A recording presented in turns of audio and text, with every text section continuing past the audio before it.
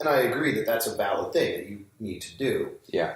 What I disagree with is if you look at the vast majority of advertising, I will say 99.9% of advertising today, that's not what it's doing. There's a lot more psychology and manipulation. Oh, there's a ton of psychology. And so if that was all advertising was doing, like the old-timey ads, or they're like, hey, our thing works better, and they just basically a spec sheet of their thing, I would not have a problem with advertising. Well, you know who that came from too, right? Edward Bernays. Oh, yeah. You know? You beat me to it. Bernays. Yeah, he's a man who ruined the world. Yeah, and I would in some context definitely agree. He had some contemporaries that I haven't finished researching. But here's the interesting thing, though, about what's happening now, I believe, with advertising is, and companies in general, is that worked for a while, and there's aspects of that do still work and will always work, like a good call to action, like just making things clear, right? You doing a very prominent call to action, but like it's red and makes you want to click it. Some of those, and that's just like making things like a flow work better too. That's also a good user experience.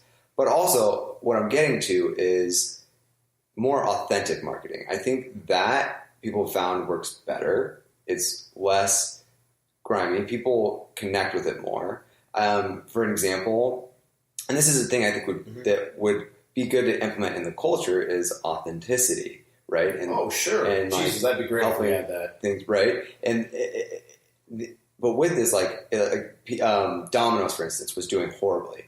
I heard a good podcast with the CEO on there. Yeah. And it was just they're tanking. Things are doing terribly because they were just focusing so hard on fast because they thought people just wanted fast, quick pizza. So the quality tanked. Well, good pizza. People stopped doing it. I'll wait an extra 30 minutes to get something that's actually delicious. Exactly. So he was like, all right, well, we're just going to focus 100% on making a really good pizza.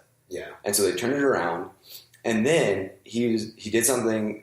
There were a couple times where he just some big PR problem happened. And usually he talked about how they'd get in a room and they'd be like, all right, what are we going to say? And they'd work through the perfect thing to say that made it sound all nice and that they were apologizing.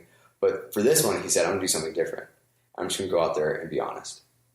And he found that sales after that just skyrocketed. Yes, people just wanted, and then they did an ad and that was all about him talking, being honest, hey, our pizza sucked, and here's people telling you how it sucked. But now he's they got interviews with people with their new pizza, and oh, this is actually pretty good now. I didn't like you guys, and now I might start buying from you again. And again, skyrocketed. So I think authenticity, especially with social media and connecting with people online, because brands can now connect with people online through social media. That's a whole if they use it properly, which a lot of them don't, but if you can, that I think is slowly becoming the new form of advertising. So that's a great example, though. That anecdote, I'm glad you shared that. I mean, so their pizza, I will say, is better than it used to be.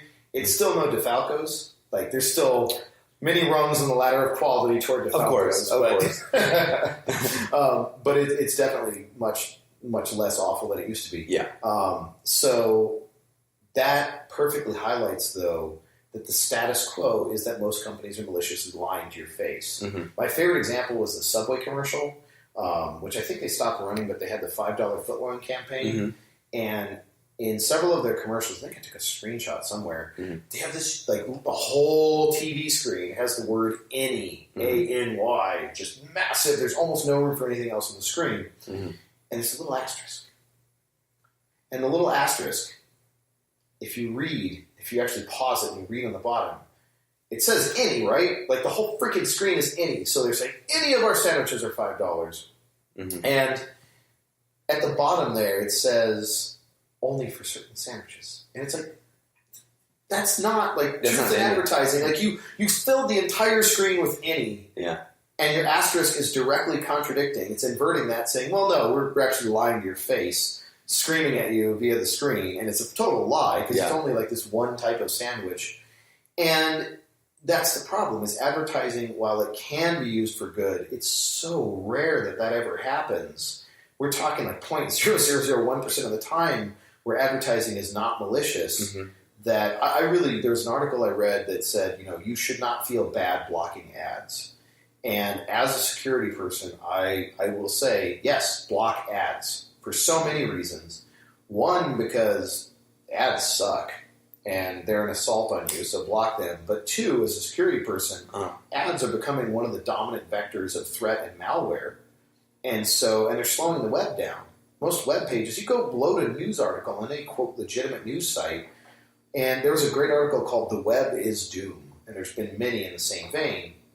But all the trackers, and that's not advertising directly, but all the tracking, like there's a massive intelligence operation against the public, like the likes of which we've never seen. Mm-hmm. And a page, like half the way to the page is just tracking code, maliciously like surveilling users. And with GDPR coming in, that's going to be real interesting to see how the General Data Protection Rule, which Europe is implementing, when that goes into effect, what is it, like a week or less, I think that hits? Mm. And they finally made, and good and bad on that one, by the way. GDPR is going to make certain things better. Okay, so I kind of got to cut you off here because we're getting short on time. So is there anything that you'd like to add before we kind of... Run an ad blocker. Microblock is great. Use open source ad blockers. Use open source. Pertaining to like building the city and automation, are there any like last points you'd like to make? On a way just what we've been diving into. Yeah. Like you've got to think adversarially. You've got to have, just like the body has an immune system and skin to keep out nasty pathogens that'll ruin it. Mm-hmm. A society is just it's self-similarity, like in fractals. Society is a bigger version of a body. You have to have an immune system. If you want to have your little island and be able to keep it for more than a decade or two, you better have a military. You better have alliances with countries with bigger militaries that are going to back you up, or you're not going to beam around very. That's going to be the end of you. Mm-hmm. And you've got to figure out a way to deal with autoimmune disease, which is advertising in some of this. We have such a predatory economy right now. There's a term. Have you heard of the term? It used to be common, and even way back, like centuries ago, the term usury. Mm-hmm. Are you familiar? Mm-hmm. So usury is, depending on culture, etc., religion, usury is either lending money at exorbitant rates, or in some cultures, lending with any interest whatsoever. Mm-hmm. So even anything above 0% is usury. Mm-hmm. So technically, we have usury laws in the U.S. That are federal level. That are state level.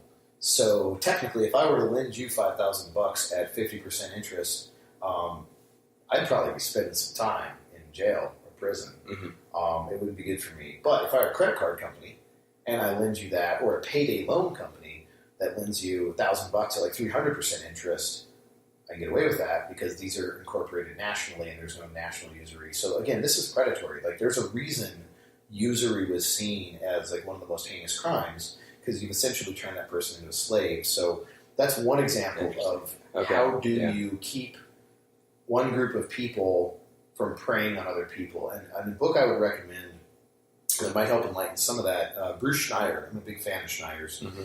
Met him a few times. I really like, I'm not going to go to the whole thing, but I kind of consider him the Steve Jobs of security. Mm-hmm. And what I mean by that is not that he makes security shiny, but that Steve Jobs, computer guy, but not really. Like Wozniak was the programmer. Mm-hmm. But Jobs had this innate sense of how are humans, how are they going to want to interact with their devices? That was the genius that Jobs had, not so much the device itself. Of course.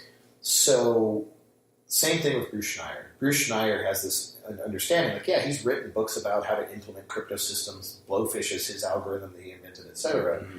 But Schneier's it would shock me the first time I met him. It shocks most security people if they don't know him well already.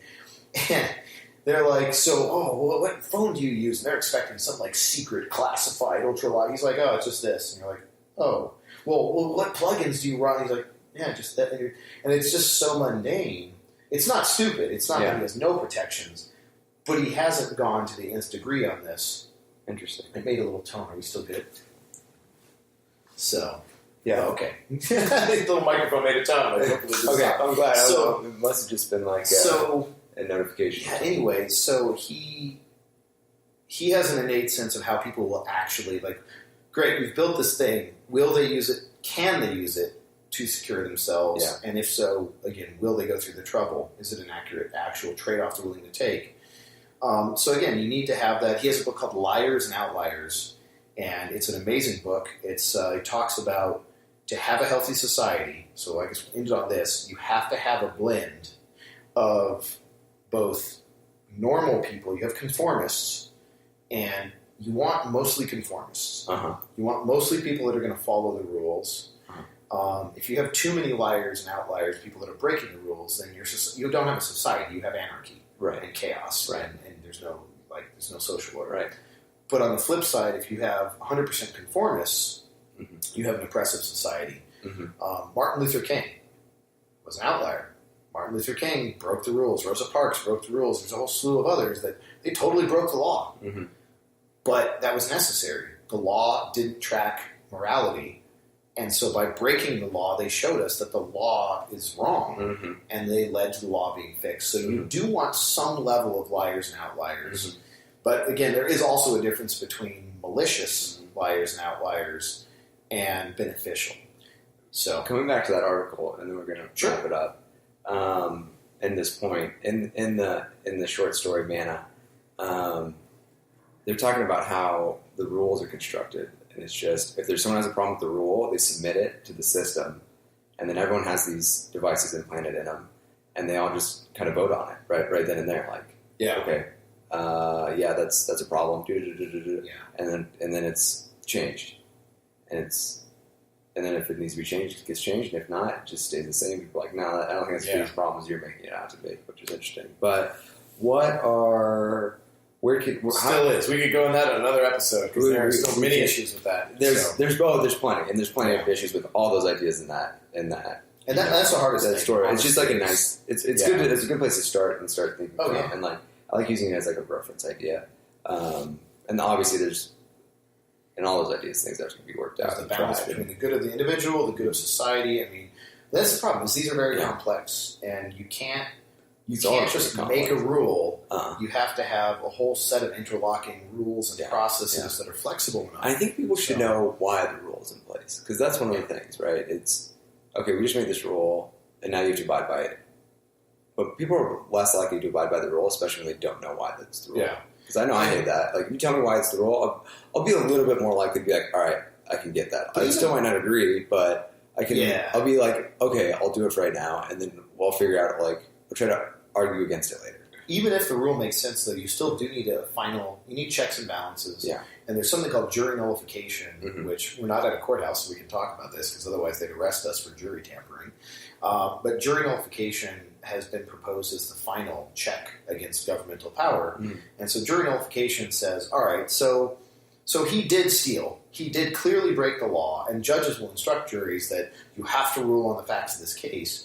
But with jury nullification, you could say, yeah, he stole, but if he didn't steal the food, his kids would have starved to death that night, or if he didn't steal the medicine, his kid would have died. So, yeah, he broke the law, but it was that or a horrible outcome, or the law itself is unjust, which is a bigger issue. Right. Where, sure, he broke the law, but that law is messed up. And we're seeing this like with net neutrality now. So jury nullification gives the people, because the jury is supposed to be just the people, it gives them the ability to have that final check and override where even if Congress, et cetera, all the legislatures have failed them, they can say, you know what?